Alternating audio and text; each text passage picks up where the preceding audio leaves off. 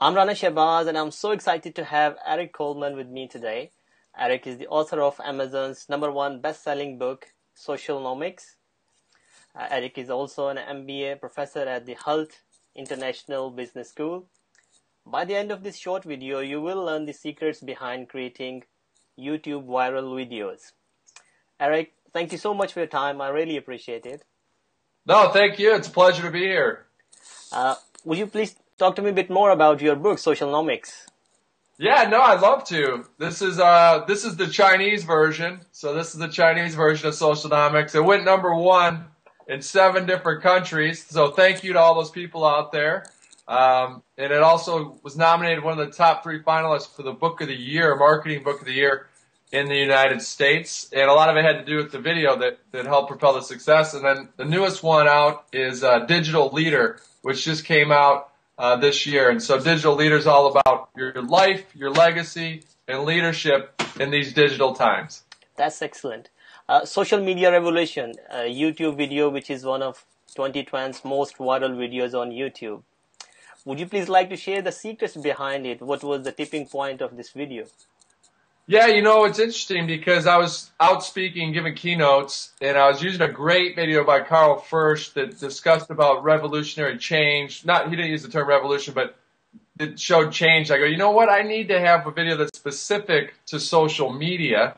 And then so I did that for the keynotes, but also what I found out just kind of accidentally was, this is a great way for me to explain to C-level executives why they need social media. So I might talk for an hour, and they still weren't buying it. So then the video helped me in 2 minutes to 4 minutes just knock their socks off, and they said, okay, we've got it.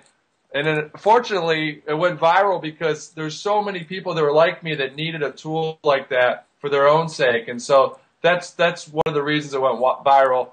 Some other tips that I'll share that help stuff have a chance to go viral, because obviously if we knew the recipe for stuff going viral, then you and I would go up in the Caribbean and have a $1 billion mansion in the Caribbean.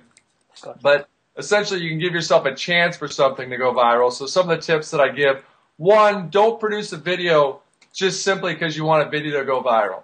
Produce it for some other reason. So for Social Media Revolution, I was producing it because I needed it. I needed to use it for my keynotes. And so if it went viral, great, but if not, I still produced it for that reason. And so still a return on my investment was already had from that. That's a great tip. Regarding social media, Chris Brogan predicted earlier that 2012 will be the year of oversaturation. What are your thoughts on this?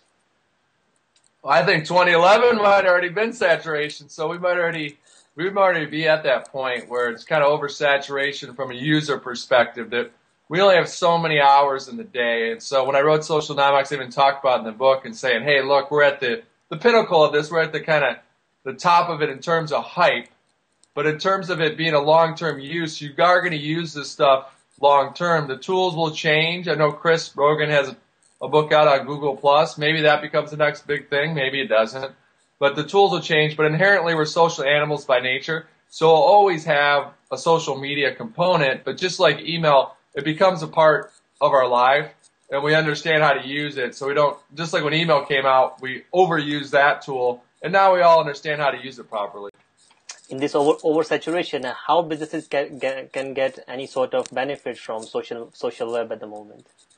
Yeah, I mean, the main benefits of social media is what I talk about is that if you use the tools correctly, it'll actually make you more productive, because if you look at a tool like Twitter, where you're doing 140 characters or less, that is a lot more efficient than a tool like email. And so Twitter, you can either be engaged or you could sit back and be a casual observer. So a good example of this is, so JetBlue does a great job on Twitter. And so there's the real specific ROI that you can look at, and anyone can look at that. But there's some other softer stuff that you don't account for from the user perspective, but also JetBlue perspective. So this person that was trying to get on a flight out of Austin, Texas on Monday, since there were storms in the Northeast, all the flights were canceled. And so they were put on hold for 2 hours. So they go on Twitter to find out what they can do. And so you'd think the end of the story is, JetBlue responded to them on Twitter and everything was happy. Well, JetBlue was overloaded too. They couldn't respond to all the requests that were coming on Twitter. But there was 20 responses to my wife's tweet about, hey, I'm trying to get back to the Northwest, to the Northeast, to Boston. And so 20 people responded and said, hey, the first flight on JetBlue is out Thursday, but if you want to get out home tonight, you have to go through Continental through Houston, and you can get out tonight. So that was kind of saved some calls into JetBlue, saved my wife 2 hours of being on the phone.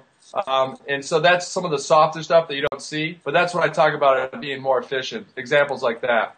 That's an excellent example. Last question. What is your best tip for businesses when it comes to using social media, how they can get more benefit from social media? Yeah, the best tip is really to fail forward, fail fast, and fail better. Meaning you're not going to get it right the first time and probably not going to get it right the 52nd time. And so that's an evolutionary process just like life.